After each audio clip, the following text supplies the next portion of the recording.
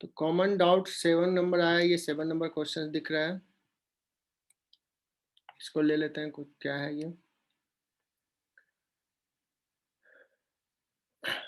MA इसका मास दे दिया है, MB MC 5 kg है, दैट मीन्स ये 5 kg और ये भी 5 kg।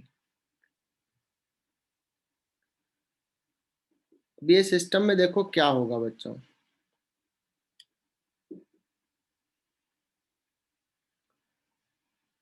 तुम्हें लग रहा है कि ये आगे जाएगा और ये नीचे आएगा। क्या बी ब्लॉक मूव करेगा या बी ब्लॉक रेस्ट में रह जाएगा?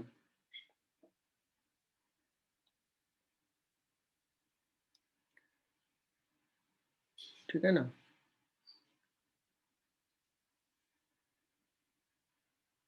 सो टॉक अबाउट ब्लॉक बी। तो बी ब्लॉक पे देखो फोर्सेज किधर लगेंगे, सिर्फ बी ब्लॉक की बात करें।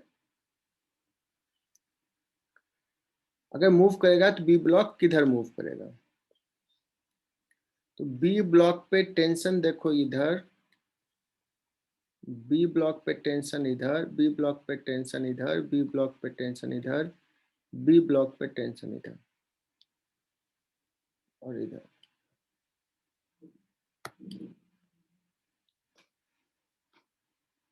ठीक है, तो ये और ये तो कैंसिल कर दिया, ये और ये कैंसिल कर दिया, ये टेंशन रह गया। बी ब्लॉक पे इसका जो नीचे का टेंशन है उसको तो वर्टिकल फोर्स यहाँ से नॉर्मल एक से बैलेंस करेगा। हॉरिजॉन्टल की बात करते हैं, can you guess B block will move because of this tension, किस डायरेक्शन में? इधर मूव करेगा। सपोज ये A1 से मूव कर रहा है या A0 से। ठीक है। सर हम्म, सर वो सी भी तो उस पे फोर्स लगाएगा ना सर, नॉर्मल फोर्स। हाँ C भी लगाएगा, इधर भी लगाएगा, है ना। अब चूंकि इसको मूव करने का टेंडेंसी है तो C का भी फोर्स इधर आएगा। ठीक है, अब बात करते हैं C ब्लॉक किधर जाएगा। C block will go down. ठीक है, अगर मैं कहूं कि C ब्लॉक A1 एक्सेशन से नीचे जा रहा है, किसके रेस्पेक्ट में? किसके रेस्पेक्ट में बच्चों? B के रेस्पेक्ट में। तो A ब्लॉक भी B के रेस्पेक्ट में इधर A1 से ही आगे जाएगा, क्योंकि जितना ही आगे जाएगा, जितना स्ट्रिंग इधर फ्री होगा उतना ही इधर जाएगा नीचे। Is it clear? तो ये जो यस सर। A1 है, ये क्या लिख रहा हूं? With respect to B। और ये जो A है इसका भी एक्सेशन A1 होगा किधर? आई कैप के डायरेक्शन में और विथ रेस्पेक्ट टू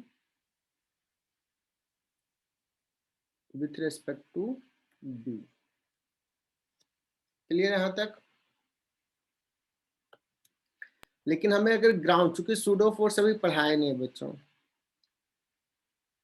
तो हमें ग्राउंड फ्रेम में ही अभी पढ़ना है, एक्सेलेटेड फ्रेम में हम लोगों ने नहीं डिस्कस किया। तो ग्राउंड फ्रेम में अगर हम बात करें तो कैन यू गेस कि what is the acceleration of A with respect to ground?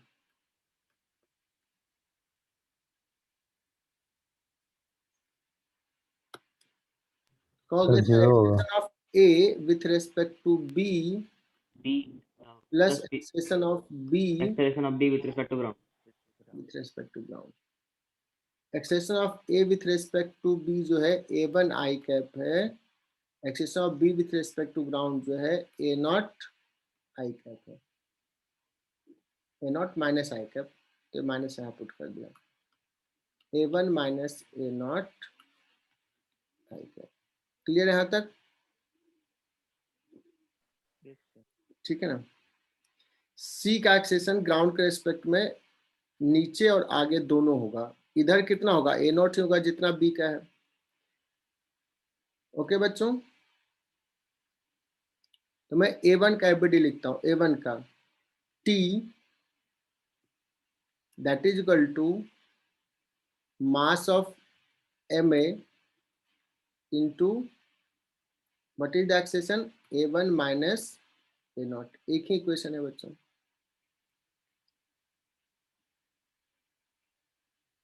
ठीक है। अब मैं C का लिखता हूँ, C का वर्टिकल डायरेक्शन में T ऊपर लग रहा है, mg नीचे है, mc into G minus T that is equal to mc into A1। ये इक्वेशन हो गया किसके लिए, C के लिए, ठीक है। और एक काम करते हैं, C और B को ना इस डायरेक्शन के लिए एक ही बॉडी मान लेते हैं, बिकॉज इधर दोनों का एक्सेशन A0 है। लेट्स कंसीडर सिंगल बॉडी, ठीक है ना। तो सिंगल बॉडी अगर कंसीडर कर लिया तो ये n लिखने से बच जाएंगे। तो C और B को एक साथ कंसीडर कर लो, तो ये टेंशन गया, ये और ये गया, सिर्फ यहाँ का टेंशन बचेगा। ओके, ये वाला पुल, सर हाँ। So T is equal sir to, C का acceleration with respect to ground क्या होगा sir? With respect to ground क्या होगा, C का एक्सेशन इधर हो जाएगा A0 और इधर भी हो जाएगा A1, तो नेट हो जाएगा इस डायरेक्शन में। तो सर हमने फॉर्मूला में A1 क्यों लिखा सर? ये कौन पूछ रहा है, क्या नाम है? ओजस सर। ओजस। ओजस, ये किस डायरेक्शन का एक्सेशन लिखे हैं ओजस? ओजस समझ गया सर। ये किस डायरेक्शन का एक्सेशन लिखा है, इक्वेशंस लिखा है? डाउनवर्ड। डाउनवर्ड। तो डाउनवर्ड में कितना एक्सेशन है इसका? A1 ही है सर। तो A1 लिखा है। What is the problem? अभी न्यूटन्स लॉ इतना हो गया है ओजस, कितनी बार कहा है, इस डायरेक्शन के इक्वेशन लिखेंगे तो इधर का एक्सेशन आएगा, इधर के लिए लिखेंगे तो इधर का एक्सेशन आएगा, इधर का नेट फोर्स लिखेंगे, है ना। अब ये डाउट नहीं आना चाहिए, बिकॉज बहुत बार हो चुका है। इट्स नॉट, कितने क्लासेज हो गए, 7-8 क्लास हो गए, है ना। मतलब तुम मन से नहीं पढ़ रहे हो, ध्यान नहीं दे रहे हो। चलो अभी बी और सी को एक साथ लिया बच्चों, बी और सी में देखो एक्सटर्नल फोर्स यहाँ वाला है सिर्फ, है ना। और नॉर्मल यहाँ सी और बी का नहीं लेंगे, बिकॉज सी और बी को एक साथ ले रहे हैं। देखिए फोर्स टी है, टी इक्वल टू क्या हो जाएगा, M B plus M C, और कितना एक्सेशन, A0। इधर इधर फोर्स और इधर ही एक्सेशन। ये किसके लिए हो गया बच्चों, फॉर बी प्लस सी। अभी बताना इसमें कितने अननोन है, देखते हैं। अननोन कितना है, टी, A1, A0, और कोई अननोन है नहीं। तीन अननोन, तीन इक्वेशंस, कैन बी सॉल्व।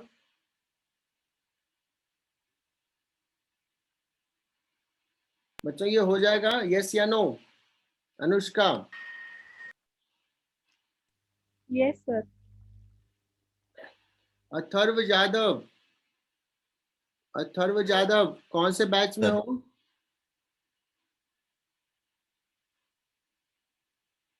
तुम्हारा इस बैच में नाम था क्या अथर्व?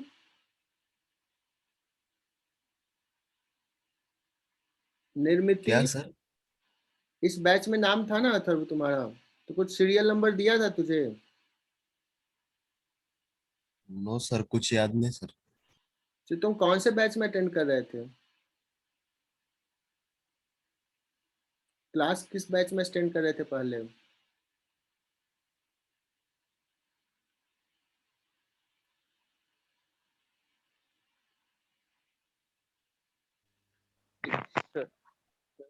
उसके बाद शायद डाउट कौन सा है, 1 में भी डाउट है ना? सर हाँ। सर वो बी ब्लॉक का एक्सलेशन हमने निकालने के लिए वो स्ट्रिंग क्यों कंसीडर की थी?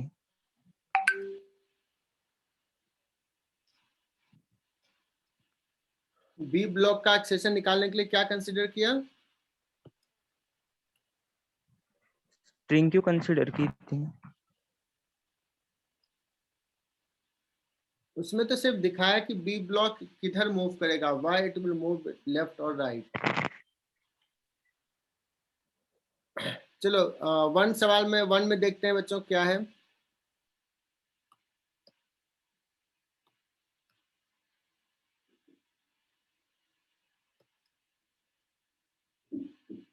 इन the arrangement shown in the figure M A block दिया हुआ है, बी ब्लॉक का मास दिया हुआ है। देखो बच्चों ये टी लग रहा है 10T, हालांकि ऐसा सवाल अभी करवाए नहीं, बट तुम लोग ब्रिलियंट बच्चे हो, कर सकते हो। पुलीज क्या है, मासलेस होगा पुली, नहीं कुछ दिया तो पुली को मासलेस लेना, लिखा हुआ है ऑल पुलीज आर मासलेस। बच्चों अगर इस पे फोर्स F लग रहा है तो ये टेंशन कितना होगा, can you tell me? F/2 F/2 हो जाएगा, तो टेंशन जो हो जाएगा F/2 हो जाएगा। The velocity of A when the block B loses the contact with the flow। ये तो बड़ा अच्छा सवाल है बच्चों। B कांटेक्ट कब छोड़ेगा? B का मास है 2 kg और इसका मास है 1 kg। देखना बच्चों कितना कैसे सोचना पड़ेगा इसमें। The B block will leave the surface when F/2 is equal to 2g। यहाँ तक सही लिखा? That means 5t that is equal to 20। So B will leave the surface at t is equal to 4 second। बच्चों ये sir वो equal to होना चाहिए कि टी ग्रेटर देन, क्या? वो इक्वल टू होना चाहिए कि ग्रेटर देन? जिस समय जस्ट लीव करेगा तो इक्वल होगा ना, जैसे ही टी बढ़ रहा बढ़ रहा, जैसे ही इतना होगा तो उस समय छोड़ेगा, उसके बाद और आगे जाएगा, ऊपर जाएगा, एक्सलेट करेगा विद द टाइम। किस मोमेंट पे ये सरफेस को छोड़ेगा?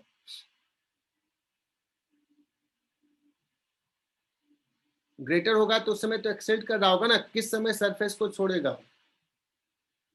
Okay sir. जब इक्वल होगा। Yes sir. अरे जैसे जैसे टाइम बढ़ रहा, टेंशन बढ़ रहा, तो एक समय जिसके जैसे ही बराबर हो गया सरफेस को छोड़ेगा, then it will go up. Okay yes sir. तो अभी पूछा क्या जा रहा है, ए का उस समय वेलोसिटी क्या होगा? तो क्या ए सरफेस छोड़ चुका होगा या अभी रेस्ट में रहेगा? छोड़ चुका हूँ। छोड़ चुका होगा सर। जी है तो पहले ही सरफेस छोड़ चुका होगा। कब ये सरफेस छोड़ा होगा? 2 सेकंड।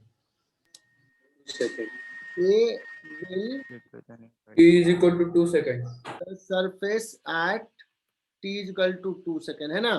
तो 2 सेकेंड पे छोड़ेगा, उसके बाद ये ऊपर जाते जाएगा।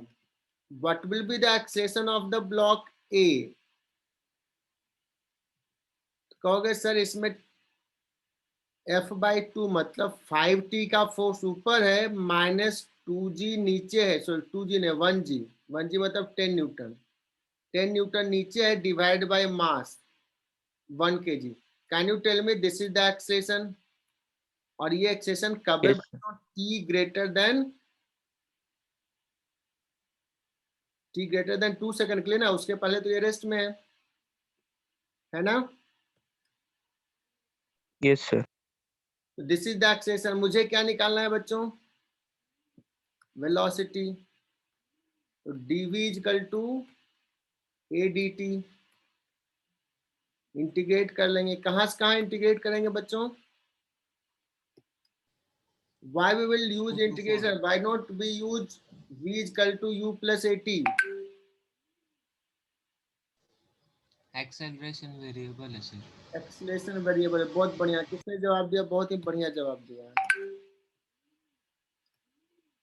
चलो बच्चों, और लिमिट कहां से कहां पुट करेंगे? t is equal to 2 second से 4 सेकेंड।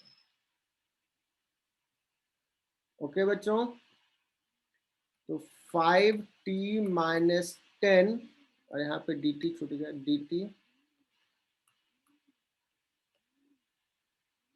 और 2 to 4 सेकेंड आ जाएगा ये।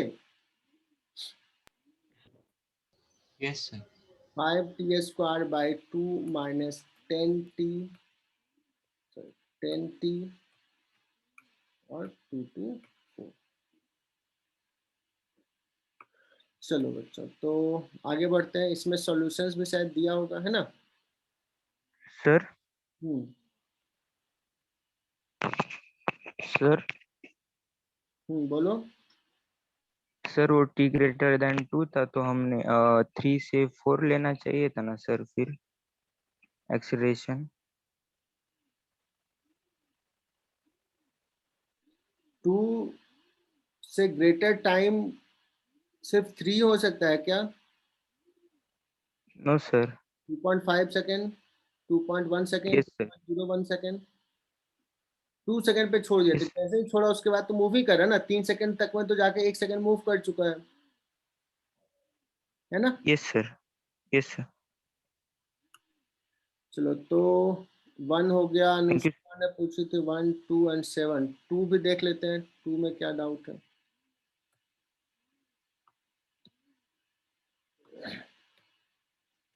ये तो सवाल कराया हुआ है अनुष्का, ये तो होना ही चाहिए। In the figure shown, what force must the man pull the rope to hold the plank in position? Weight of the man is 60 kg. और प्लैंक का वेट कितना है? Neglect the weight of the plank and the rope. अच्छा, Planck का कोई wait नहीं है बच्चों।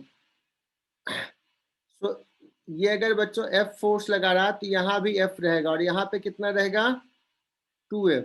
तो यहाँ कितना रहेगा? 2F। Is it clear? Yes sir. ठीक है ना? तो अब क्या करते हैं, इसका FBD ड्रॉ कर लेते हैं। कितने का? इतने का। देखो मैं ऐसे ले रहा हूँ, ऐसे इसको इसको सिस्टम ले लिया।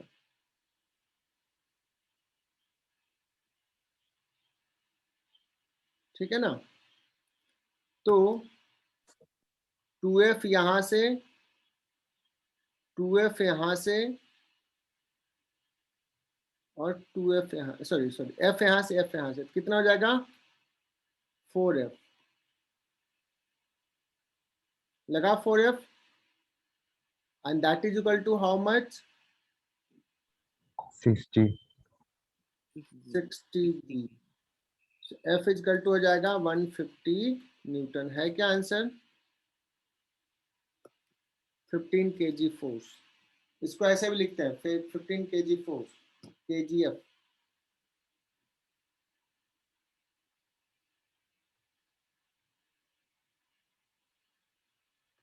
आशीष मोरे, आशीष अच्छा कर रहा है, बहुत बढ़िया आशीष।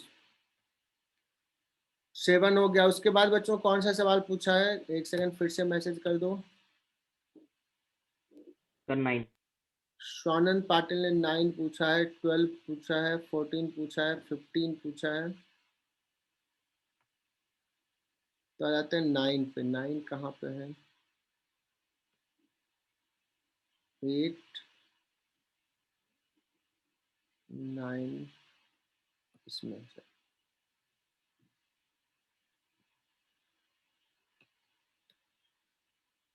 How was the paper? कैसा पेपर लगा बच्चों दे करके? ऐसा लगा कि हमें बहुत मेहनत करना है? Yes sir. Yes, sir. अब बच्चों टेस्ट से सीखते हैं, डरना नहीं है। नहीं भी सॉल्व हुआ तो कोई दिक्कत नहीं, सीखेंगे। और शायद यही 9 क्वेश्चन नंबर शायद ये है। Yes, sir. The mass of the block A and B are same. Friction is absent everywhere. The magnitude of normal force with which the block B presses on the wall is। B wall पे कितना force लगा रहा है? Okay, तो देखो बच्चों ये ना 37 डिग्री है, तो यहां से नॉर्मल ऐसे लग रहा है क्या बच्चों? ऐसे। Yes, sir. बी ब्लॉक का एफबीडी ड्रॉ कर लो, है ना?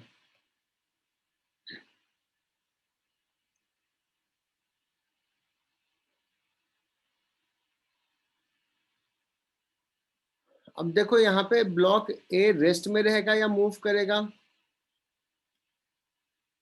मूव करेगा सर। मूव करेगा। करेगा। है ना? तो ए ब्लॉक पे फोर्स इधर लगेगा। देख लो ये एंगल कितना हो जाएगा, इसके नॉर्मल ये, तो ये 37 हो जाएगा क्या? Yes sir. ठीक है, बिकॉज ये 37 तो ये 53 तो ये 37। ठीक है, अब इस n का दो कंपोनेंट बच्चों, एक वर्टिकल और एक हॉरिजॉन्टल। सो n और ये बच्चों 37 है, तो बता सकते हो क्या n sin 37 that is equal to mass of the A block into acceleration of the A block. Let's this is A1. क्या ये इक्वेशंस लिख सकते हैं? Yes sir. Yes, sir. ये कंस्टेंट है बच्चों एक्स डायरेक्शन मूव करने के लिए। What is constant for the B block? किस डायरेक्शन बी मूव करेगा? नीचे, A2 है ना। सो बी ब्लॉक का अगर एफबीडी ड्रॉ करें बच्चों वर्टिकल डायरेक्शंस के लिए, तो क्या हो जाएगा? ये भी n है, ये एंगल 37 है। क्या लिखूं? Mass of the B block into G, mg नीचे minus n cos 37 that is equal to mb into A2। This is equation 2। बच्चों कितने अननोन्स हैं? n, A1, A2। कितने इक्वेशंस? सर MA और MB इक्वल है ना? हाँ बोलो। MA और MB इक्वल है ना, तो हमने MA और MB अलग अलग किए।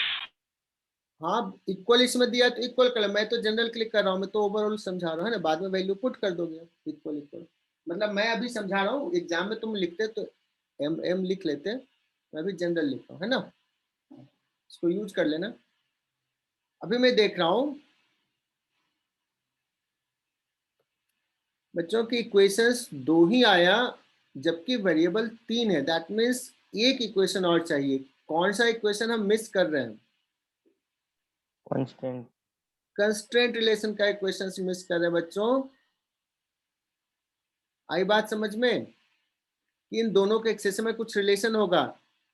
कैसे बताएंगे बच्चों रिलेशंस? क्या रिलेशन? Along common normal. देखो यहां से इसका एक्सेशन है A1 और इसका एक्सेशन है दूसरे पॉइंट का बी ब्लॉक का है A2। along common normal the accession should be same, so A1 sin 37 that is equal to A2 cos 37 है ना। तो A1 into 3/5 that is equal to A2 into 4/5। कोई भी निकालो बच्चों। A2 is equal to 3A1/4। अब इसमें put कर दोगे, सो क्या हमें A1 निकल जाएगा, क्या हमें n निकल जाएगा?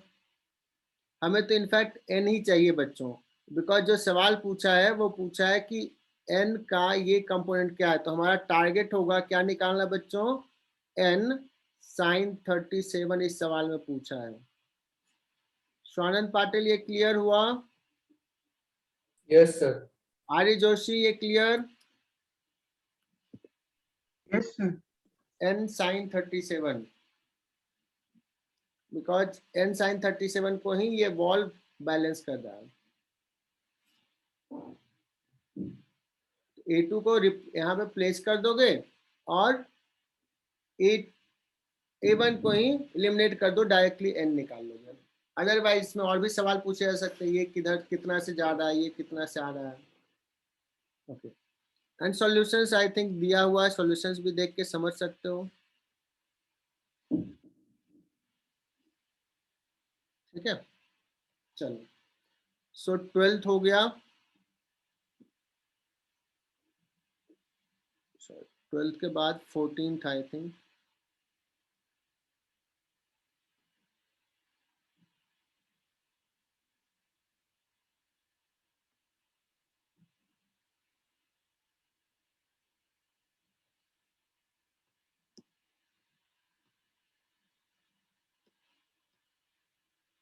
फोर्टीन में क्या है, particle of mass 2 kg initially at rest, force x on this.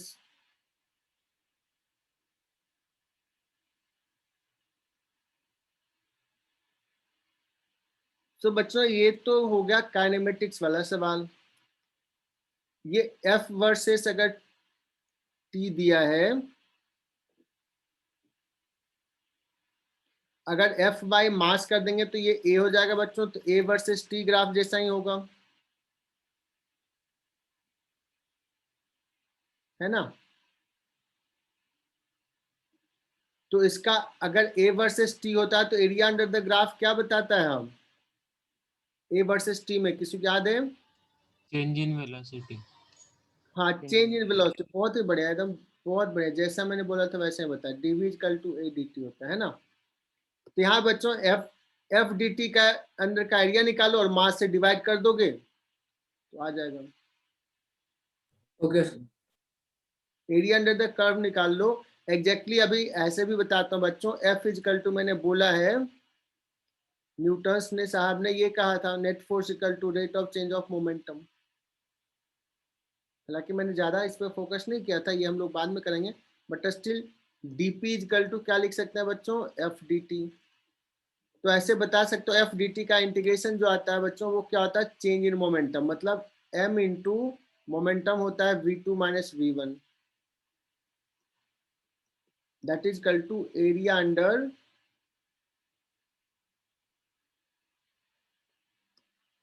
F T curve, ठीक है ना। तो इसको a वर्सेस t ग्राफ जैसा ही सोच सकते थे, ये मास को इधर लेके आ गए तो आ गया ना f बाई एम एक्सेशन। बोलो। Yes sir. सर उसको इम्पल्स पर सेकंड से भी कर सकते थे ना, मतलब वो ढूंढ के फिर इनटू 10। अभी कौन कौन निकल गया है, इम्पल्स वही चेंज इन मोमेंटम को ही इम्पल्स बोलते हैं बच्चों। Yes sir.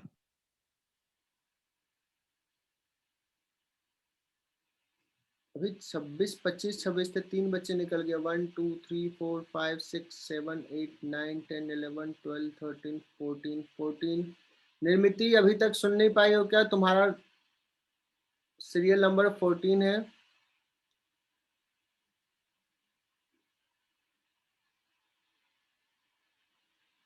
ये कौन मिसिंग है, 21 बच्चे हैं,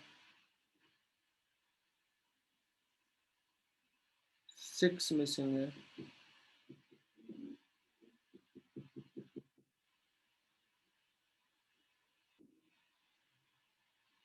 एटीन,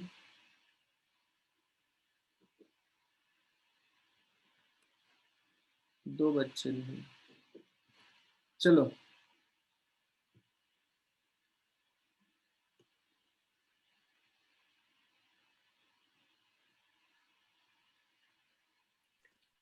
एटीन के बाद 14 के बाद आता है बच्चों 18। 15 कौन सा, 15 एंड 16। 15 भी डाउट है।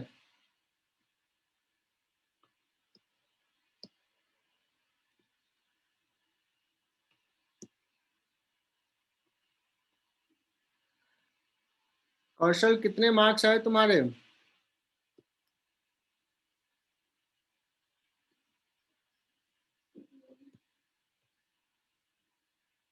गुड, बढ़िया, बहुत बढ़िया। 3 blocks A, B and C of mass 5 kg। अच्छा सॉरी यार, ये तो मुझे ध्यान नहीं रहा, इसमें कोएफिशिएंट ऑफ फ्रिक्शन दे दिया ना,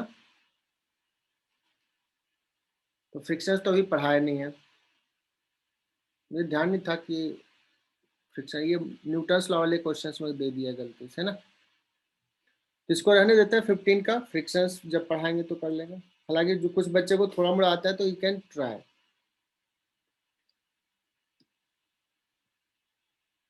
सिक्सटीन भी डाउट है? Yes sir.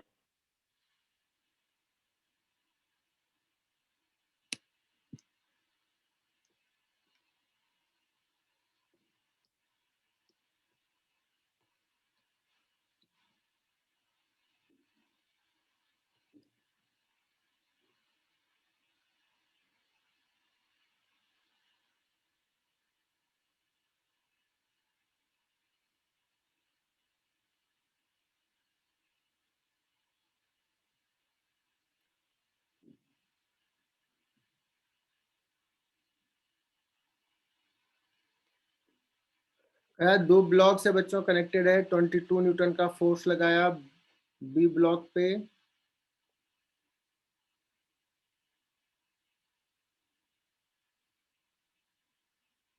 अब इसमें थोड़ा सा क्या किया है ये सवाल, अब ये centre of mass of the block A and block B,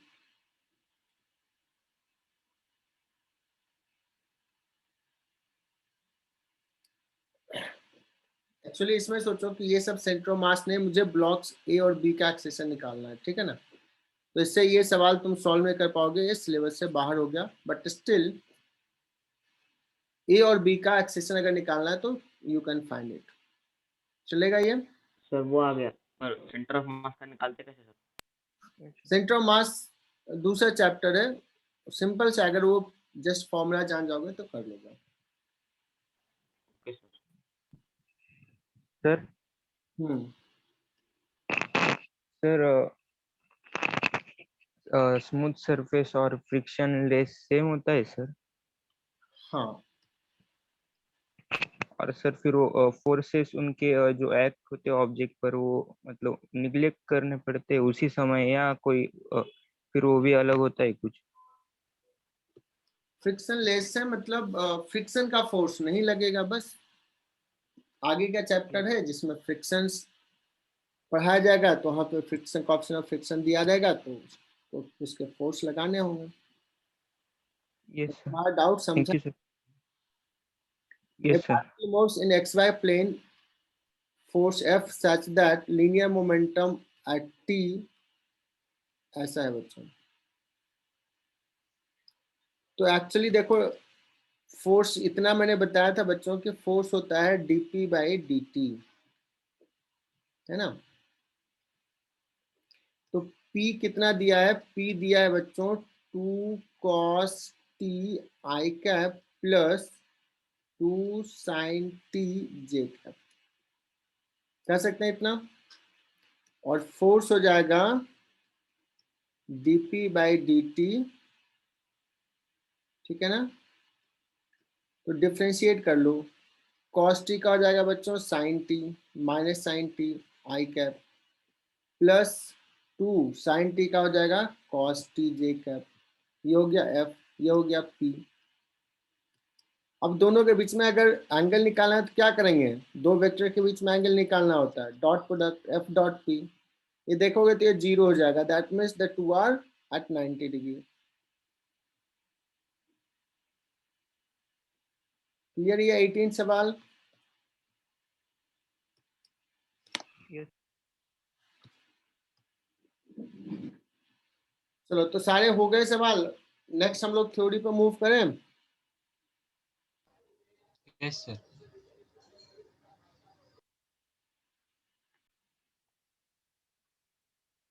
constant lesson मैंने पढ़ा, उसका शॉर्टकट भी बताऊंगा। अभी मैं सिलेबस आगे बढ़ाता हूँ and we will discuss concept of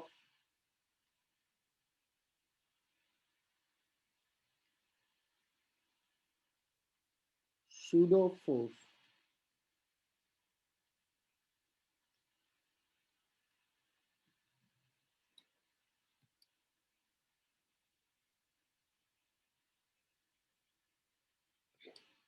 pseudo का मतलब होता है बच्चों फॉल्स या इमेजिनरी, मतलब कोई फोर्स है नहीं बट हमें कंसिडर करना पड़ता है। तो ये कंसेप्ट क्यों पढ़ रहे हैं, क्या है ये? तो अभी आज पहला सवाल जो डिस्कस कर रहे थे ना बच्चों, वो एग्जैक्टली था सूडो फोर्स के कॉन्सेप्ट से सॉल्व करने का, बट हमने पढ़ाया नहीं, तो हम बेसिक ग्राउंड फ्रेम से उसको सॉल्व किया। बच्चों when we work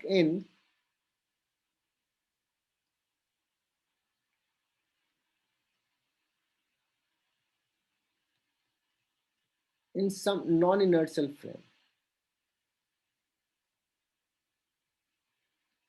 inertial non inertial हमने बहुत प्यार से समझाया था शुरुआत में। अभी के लिए सोचो कि ग्राउंड के फ्रेम से कोई एक्सलेटेड फ्रेम है, उसमें अगर वर्क करेंगे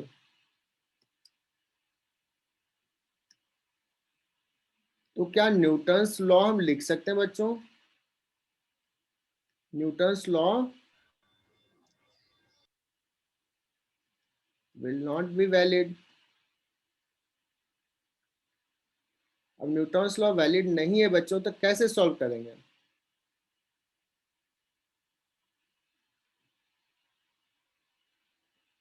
so we have to do some work, some extra काम कुछ करना पड़ेगा, सम टेक्निक यूज करना पड़ेगा कि हम नॉन इनर्शियल फ्रेम में भी न्यूटन्स लॉ को लिखें, है ना।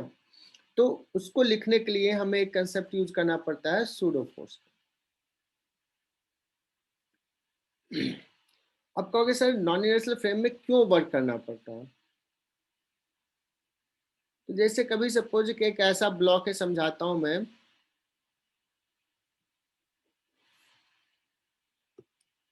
और इस पे एक छोटा सा मार्क्स रख दिया। बहुत ही बढ़िया सवाल है, अच्छी बार हम सॉल्व भी है और ये करवाएंगे।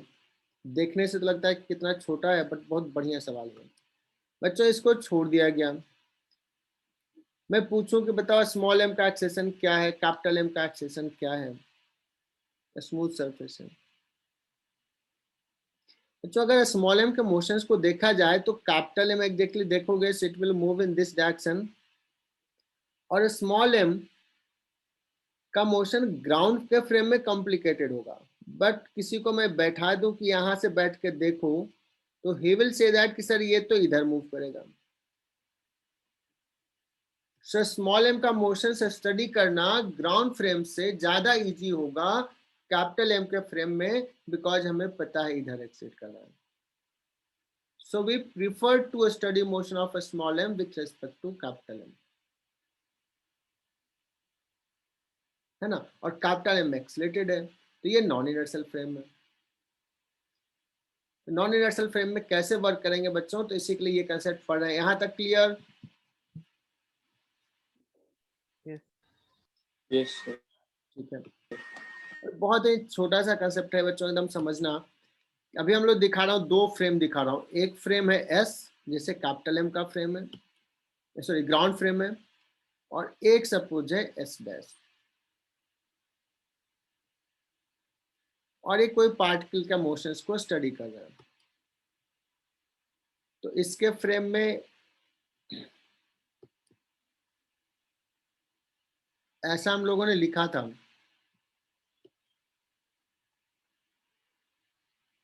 पोजीशन वेक्टर के टर्म में ही हम लोग रिलेटिव मोशन जब डिस्कस कर रहे थे तो उस समय लिखा था मैंने। ये रिलेशंस क्या क्या होगा बच्चों,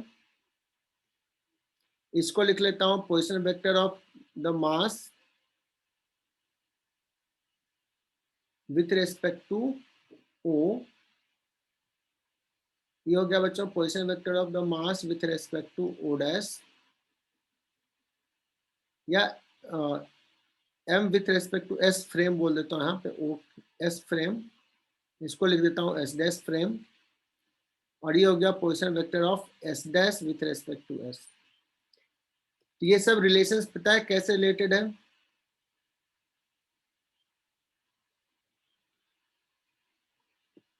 ये जो वेक्टर बच्चों, ये दोनों का समेशन है।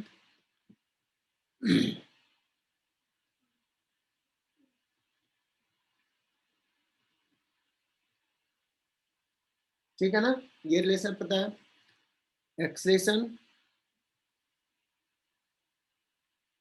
Acceleration of the mass with respect to S,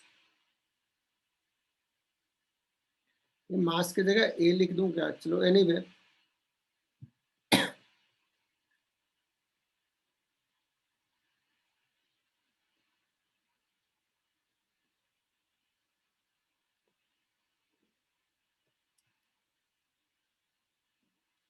2 bar differentiate करो तो ये रिलेशन आ जाएगा, यू नो दिस। तो मैं यहीं से आगे बढ़ रहा हूं। मैं ना ये पूरे में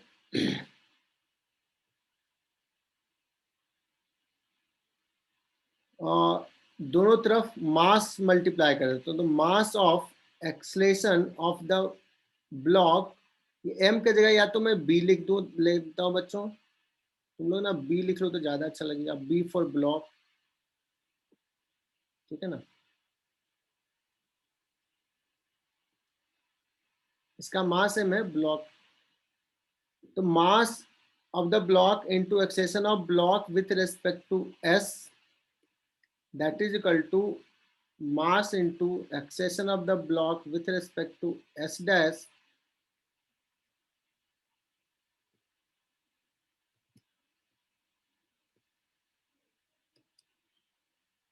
mass into acceleration of the s dash with respect to s।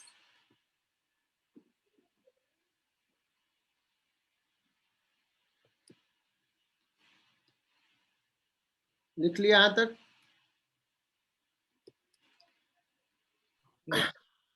अब देखो बच्चों, अगर मैं पूछूं कि मास इंटू एक्सेशन ये है क्या, ये एस जो है बच्चों इनर्शियल फ्रेम है, और एस डैश जो है नॉन इनर्शियल है।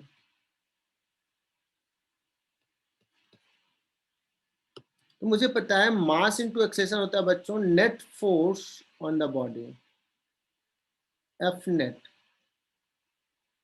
है ना। नेट कौन सा फोर्स, जो भी रियल फोर्सेज है, जितना लग रहा है सारे फोर्सेज का summation.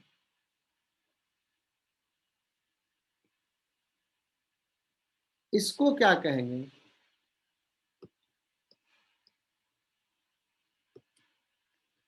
Mass into acceleration of B with respect to S dash. अगर लिखना है तो मैं क्या लिखूंगा, F net force on the body, इसको लिख दिया, और इसको इधर लेके आ गया minus mass into acceleration of S dash with respect to S. बच्चों ये है एक्सेशन एस डैश के फ्रेम में, नॉन इनर्शियल फ्रेम एक्सेशन है, तो मास इंटू दिस। अगर मुझे न्यूटन्स लॉ लिखना है उस फ्रेम में, तो मैं तो चाहूंगा कि मास इंटू एक्सेलेरेशन को क्या लिखूंगा, net force in S dash frame.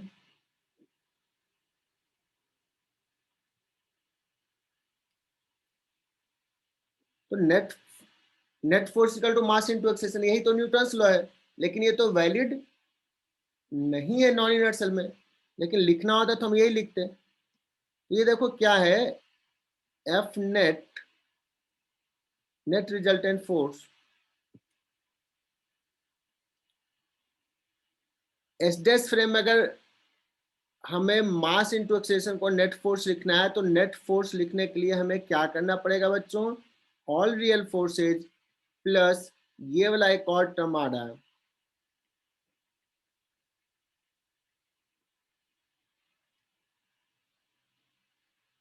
Non inertial frame में मास इंटू एक्सेलेरेशन को अगर नेट फोर्स लिखना है, तो इस नेट फोर्स में क्या रहेगा, सारे real net forces plus one more extra force,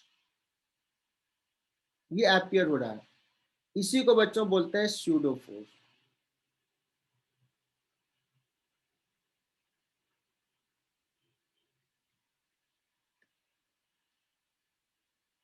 तो बात को समझो, मैं क्या कर रहा हूं कि नॉन इनर्शियल फ्रेम में अगर मास इंटू एक्सेलेरेशन, उस फ्रेम का एक्सेलेरेशन, सॉरी उस फ्रेम में ब्लॉक का एक्सेलेरेशन, मास इंटू एक्सेलेरेशन को अगर नेट फोर्स लिखना है, तो उस नेट फोर्स को लिखने के लिए हमें क्या करना पड़ेगा, सारे रियल फोर्सेस के साथ साथ एक और एक्स्ट्रा फोर्स अपने मन से ऐड करना पड़ेगा, जो रियली में है नहीं, just for the sake of to write Newton's law ये फोर्स ऐड करते हैं, इसलिए इसको बोलते हैं pseudo force, imaginary force, false force. अभी एक दो एग्जांपल लेंगे तभी समझ में आएगा ये।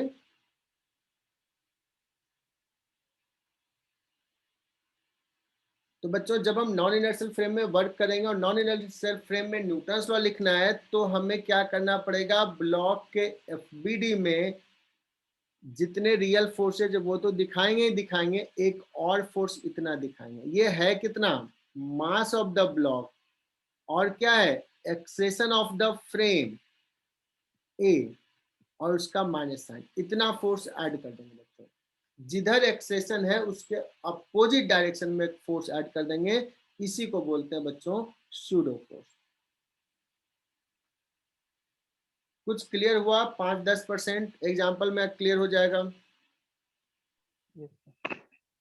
सर हम्म सर ये न्यूटन्स लॉ को उसमें वैलिड करने के लिए ही करते हैं क्या? हाँ आयुष, यही तो मैं भी बार बार बोल रहा हूँ, न्यूटन्स लॉ वैलिड नहीं है। न्यूटन्स लॉ को वैलिड कराने के लिए हमें क्या करना पड़ेगा, थोड़ा मॉडिफाई करना पड़ेगा, थोड़ा हमारे रूल में चेंज करना पड़ेगा। फोर्सेज लिखते समय एक अपने मन से एक्स्ट्रा फोर्स जोड़ना पड़ेगा। क्लियर? Yes sir.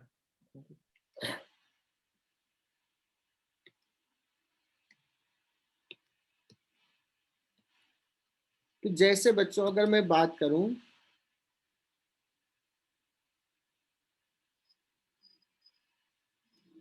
कि एक लिफ्ट है और लिफ्ट जा रहा ए नॉट से ऊपर, और एक ब्लॉक यहाँ पे रखा हुआ है। देखना, सूडो फोर्स से सॉल्व करना और ग्राउंड फ्रेम से, दोनों से मैं सॉल्व करके बताऊंगा। यहाँ पे इक्वली इजी रहेगा दोनों। एम ब्लॉक है, अब इसमें दो ऑब्जर्वर है बच्चों। आयुष को मैंने बैठा दिया यहाँ पे, आयुष बैठा हुआ है और उसका दोस्त डी जो है वो ग्राउंड में बैठा है। बच्चों मुझे निकालना ये है कि ये बताओ लिफ्ट जो है एम ब्लॉक पे नॉर्मल फोर्स कितना लगा रहा है, ये निकालना है ना। तो पहले ये जो दोस्त है वो क्या स्टडी करेगा, ये आयुष का दोस्त स्टडी करेगा कि देखो ये ब्लॉक पे कौन कौन सा फोर्स है, तो कहेगा एक एन है और ये एम जी है। According to the what he will observe, दो फोर्सेज हैं बच्चों, एन और एम जी। ये क्या देखेगा, ब्लॉक रेस्ट में या ब्लॉक मूव कर रहा है? मूव कर रहा है। डी देखेगा ब्लॉक मूव कर रहा, ब्लॉक ए नॉट से ऊपर जा रहा है। So what he will write, he will write कि फोर्सेज है n minus M G in upward direction, और न्यूटन्स लॉ के accordingly net force equal to mass into acceleration, और ये बता देगा n इक्वल टू हो जाएगा M G plus M A naught. ये स्टडी हुआ आयुष के फ्रेम में किया। अब ये आयुष शुद्ध देखेगा यार, ये बैठ के देखेगा, ये क्या स्टडी करेगा, इसको पता है कि हम कौन से फ्रेम में, लिफ्ट के फ्रेम में। ये इनर्शियल है या नॉन इनर्शियल, कहेगा नॉन इनर्शियल है। यहाँ पे ये देखेगा कि रियल फोर्सेज कौन सा है, तो कहेगा कि एन है, और कौन सा है, एम जी है, ये तो रियल है। और कहा मुझे इस पे एक और फोर्स लगाना पड़ेगा बिकॉज हम नॉन इनर्शियल फ्रेम में बैठे हैं। कितना फोर्स लगाना पड़ेगा बच्चों, मास of the block into acceleration, जिधर एक्सलेशन है उसके जस्ट अपोजिट माइनस आया था, माइनस एम ए नॉट, इधर लग जाएगा कितना, M A naught. M A naught. तो देखो हमने क्या किया, मैग्नीट्यूड लिख दिया और डायरेक्शन दिखा दिया। According to this, he will observe that block is at rest. Block का एक्सेशन कितना है, 0. So he will write n ऊपर, mg नीचे, ma नॉट नीचे, इतना फोर्स लग रहा है और एक्सेशन 0 है, मास इंटू एक्सेशन 0। तो ये भी लिखेगा n इक्वल टू, क्या ये दोनों फ्रेम से स्टडी समझ में आया? Yes sir. Yes sir. Yes sir. Yes sir. Good, तो ये क्लियर।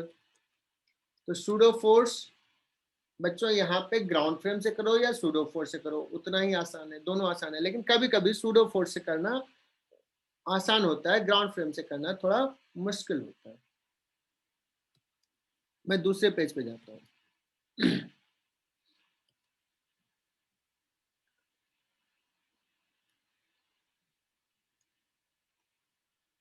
मैं एक अच्छा सा सवाल ले लेता हूँ सूडो फोर्स का।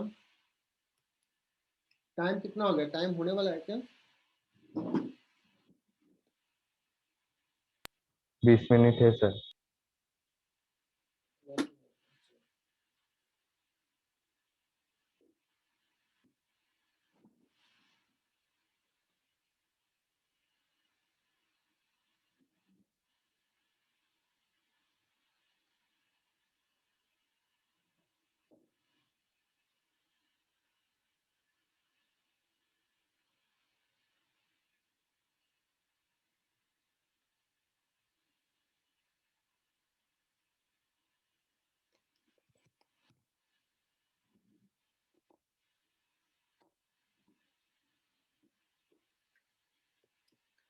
तो बहुत ही अच्छा सवाल है।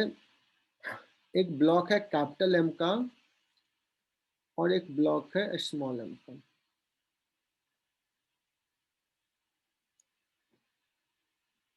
All surfaces are smooth.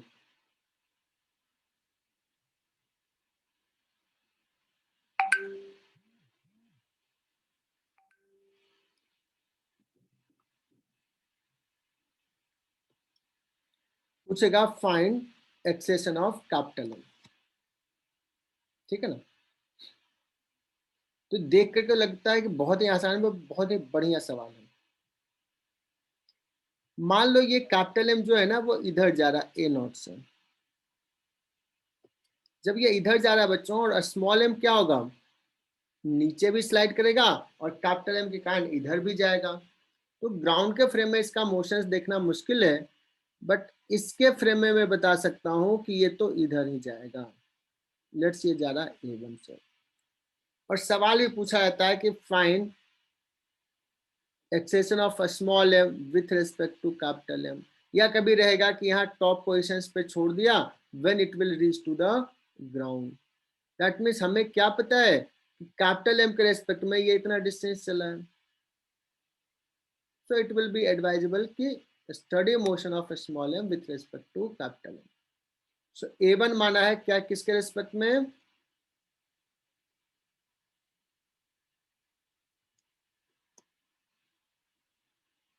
Capital M. Capital M के रेस्पेक्ट में। अब बच्चों FBD ड्रॉ करते हैं।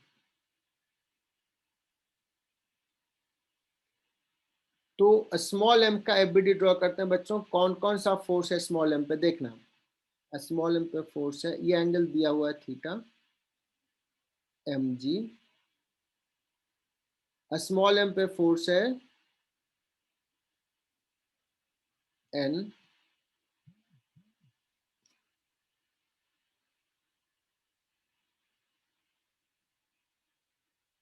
और कोई फोर्स है क्या, रियल फोर्स? नहीं, बट हम लोग ड्रॉ कर रहे हैं, ड्रॉ FBD ऑफ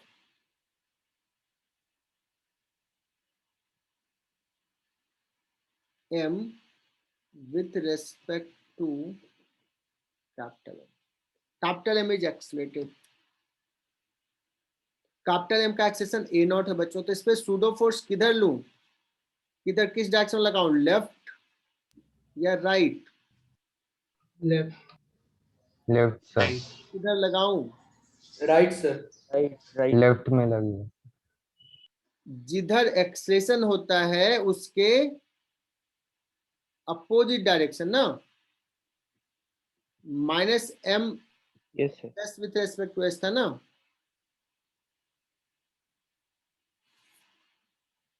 अभी भी किधर लगाया था एक्सेलेरेशन, पिछले सवाल में, पिछला सवाल ले जाऊं। एक्सेलेरेशन ऊपर है, किधर सूडो फोर्स लगाया था, देखो नीचे। बच्चों ये राइट में लगाऊं क्या सूडो फोर्स, जिसने लेफ्ट कहा वो कन्विंस हुआ क्या? यस। M A नॉट का।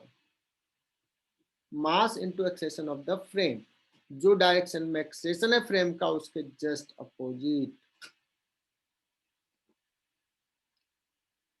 ठीक,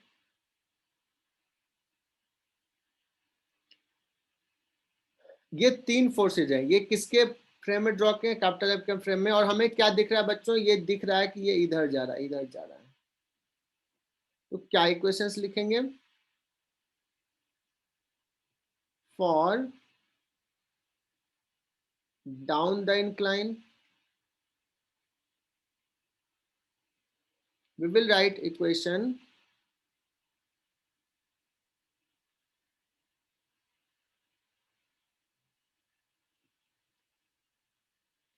mg का कंपोनेंट पता है कितना आ जाएगा, mg sin थीटा आता है तुम्हें रिजॉल्व करना। और ma नॉट का कितना कंपोनेंट आएगा बच्चों, ma naught that is equal to क्या हो जाएगा, this is the net force down the incline, mass into acceleration a1, equation 1। Normal के डायरेक्शन में लिखना है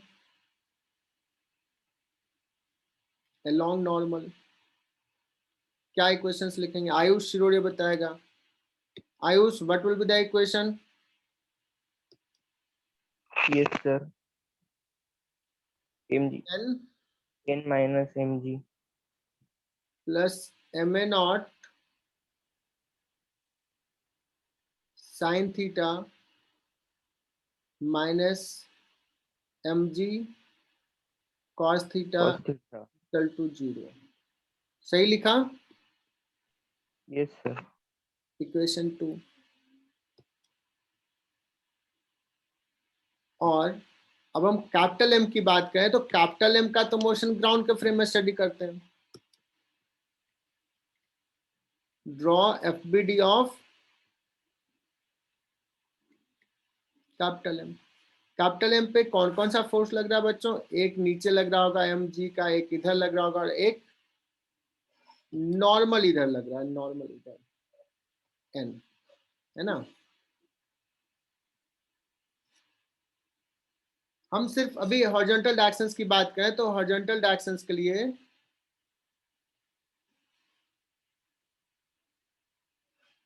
एक ही फोर्स है, कौन सा, N sine theta. N sine theta equal to कितना लिखेंगे बच्चों, capital M into A naught. ये इक्वेशन हो गया 3।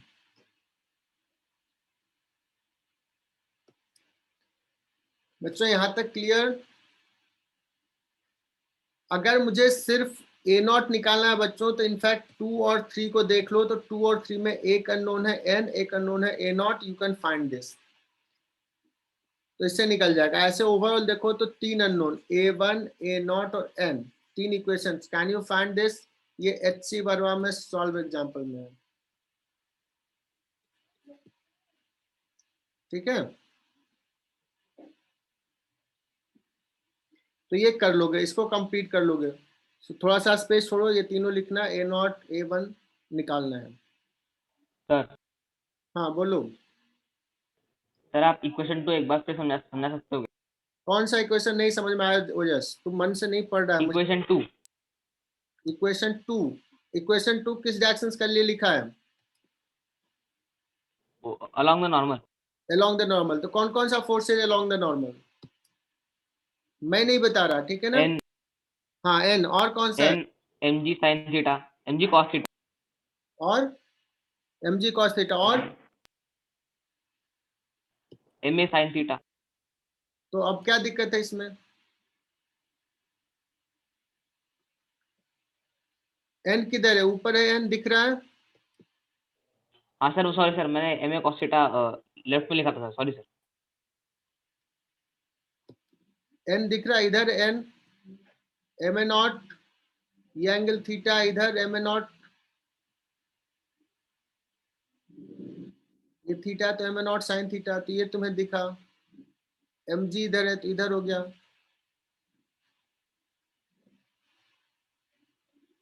Yes sir clear, clear. चलो सो बच्चों नेक्स्ट सवाल पे जाते हैं ना।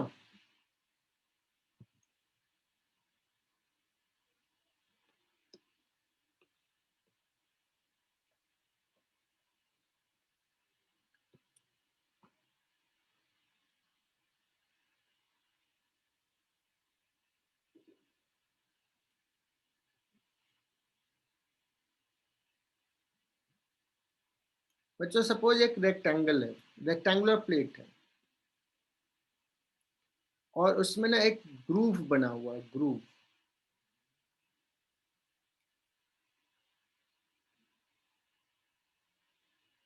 ग्रूव तो मुझे बनाने आएगा नहीं अच्छे से।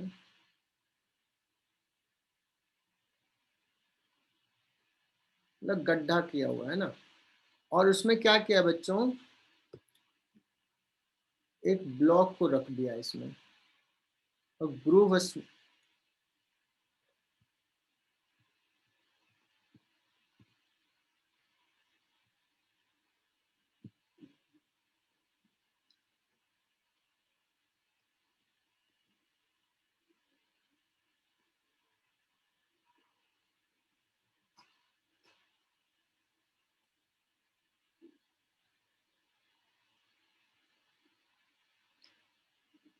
ये लेंथ दे दिया है ए, और विड्थ तुम लोग निकाल ही लोगे कितना है, क्योंकि एंगल हमने दे दिया है, और ये मिडिल में रखा हुआ है।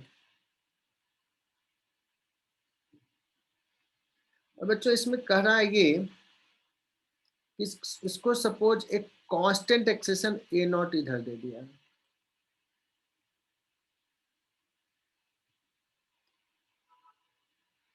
तो ये ए की जगह ना मैं बी लिख देता हूँ, बिकॉज ए एक्सेशन से कंफ्यूज हो जाओगे, तो विड्थ जो है बी दे दिया, बी या एल ऐसे दे सकते हैं।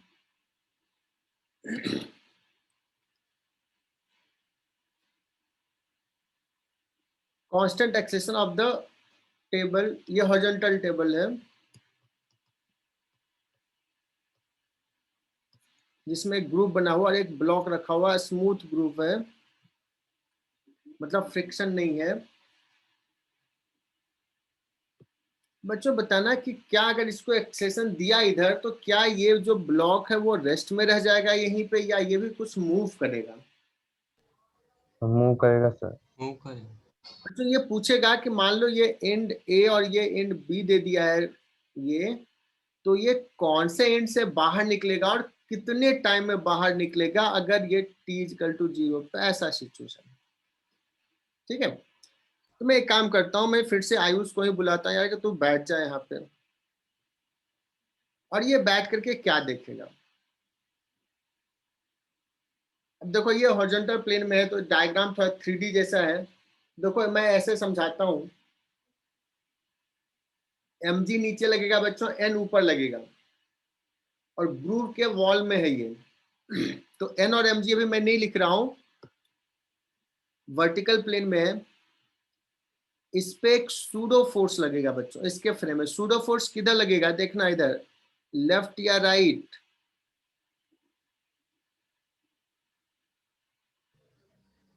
लेफ्ट। लेफ्ट में सर। लेफ्ट में लगेगा सूडो फोर्स।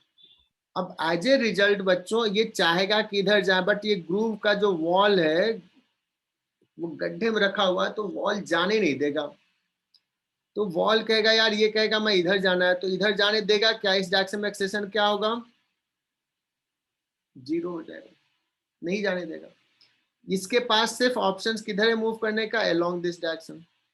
तो ये जो सूडो फोर्स अभी लिखा है ma0 का, उसका 2 कंपोनेंट, एक कंपोनेंट इधर और एक कंपोनेंट इधर। Is it clear? ये 37 डिग्री है बच्चों, तो इसका इधर कितना फोर्स हो जाएगा? ma0 cos cos 37 है ना। अगर पूछेगा ग्रूव का वॉल कितना फोर्स लगा रहा है, force by groove wall on the block, कोई बता सकता है कि सर ये हो जाएगा ma0 sin 37? है ना? What is acceleration of block with respect to table? कहोगे सर उस पे एक ही फोर्स है, M A naught, unbalanced force जो इधर है, M A naught cos 37, that is equal to m into a dash. a dash आ जाएगा बच्चों a नॉट cos 37. मैं पूछूंगा कितने टाइम में जाएगा, so you know how to find this distance, you know the acceleration, तो ये निकल जाएगा. तो ऐसे सवाल मैं बच्चों टेस्ट में पूछूंगा. क्लियर?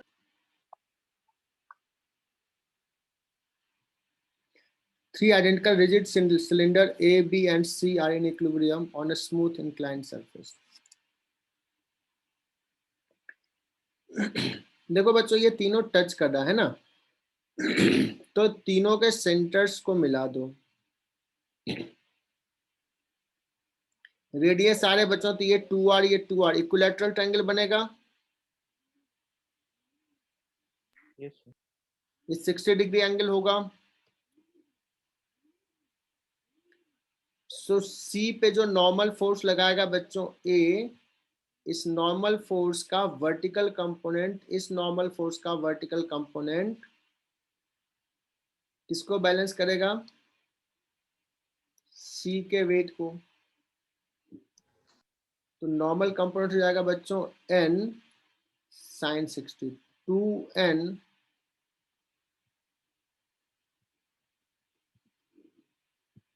किसके लिए लिखा बच्चों? FBD of C block.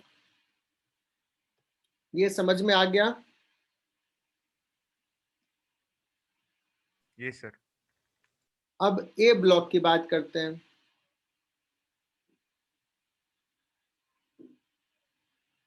So find the normal force applied by inclined plane on cylinder A. तो सिलेंडर ए पे अभी कौन कौन सा फोर्स लगा रहा है? सिलेंडर ए पे एक है एन ए, जो कि वर्टिकल से कितना एंगल पे है? थीटा एंगल पे. और बच्चों एक है एन सी.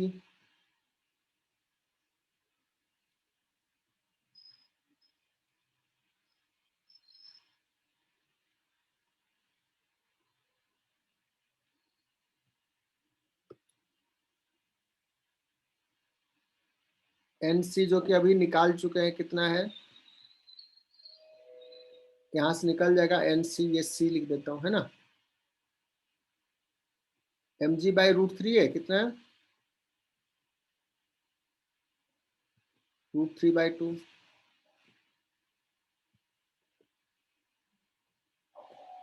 और कौन सा है बच्चों? बी भी कुछ फोर्स लगा रहा होगा, एन डैश. और कौन सा फोर्स है? खुद का वेट एम जी. इतने ही फोर्स है ना?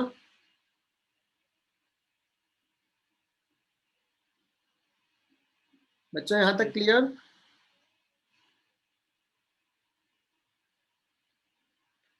अब इसका वर्टिकल डायरेक्शन देख लेते हैं. वर्टिकल डायरेक्शन,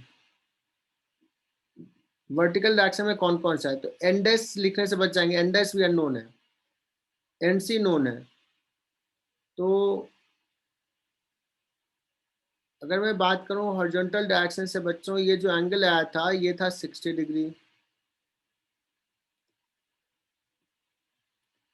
और ये एंगल है थीटा. सो वर्टिकल डायरेक्शन में बच्चों एन ए कॉस थीटा ऊपर है, माइनस एन सी साइन 60 नीचे है ना? और एम जी नीचे है बच्चों.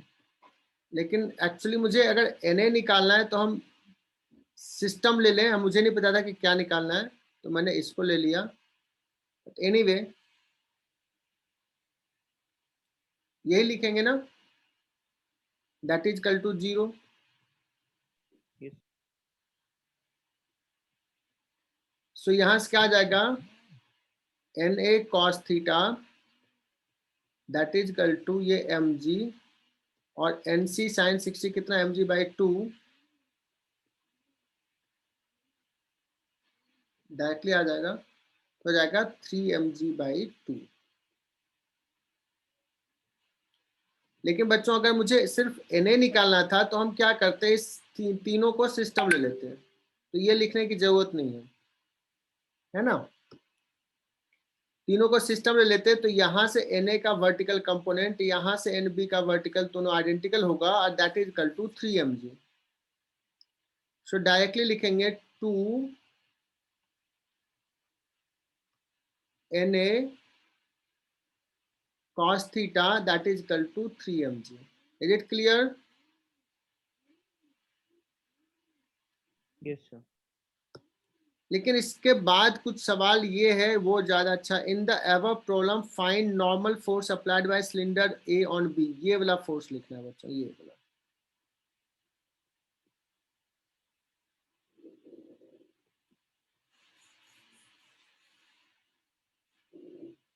तो उसके लिए तुम्हें एफबीडी ए ब्लॉक का जो अभी ड्रॉ किए थे ये चाहिए। अब बताओ, Na निकल गया, Na पता है मुझे, NC पता है, एक्स डायरेक्शन की बात कर लें। एक्स डायरेक्शन में कौन कौन सा फोर्स लग रहा है, Na sine theta minus NC cos 60 माइनस N dash that is equal to 0। Clear? Yes. तो यहां से N डैश निकल जाएगा, निकल जाएगा। लेकिन मुझे तो ये बताना था, इसके लिए मैंने कहा था कि find condition theta two prevent the arrangement from the collapse.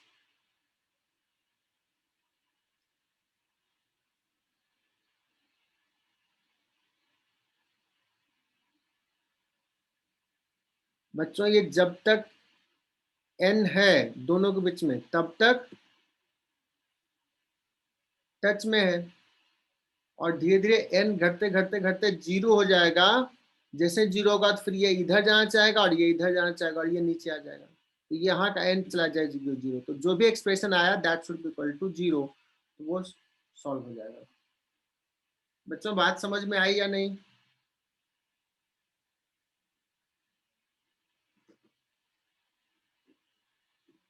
Yes, sir. Yes. ठीक है ना। तो जो हमें एन डैश निकालना था, इसके लिए सी को इंडिपेंडेंटली डिस्कस करके एनसी निकाल लिया और फिर इस ब्लॉक का एक्स डायरेक्शन का फोर्स लिख लिया, इससे हो जाएगा। आज का सेशन यहीं पे फिनिश कर रहा हूँ।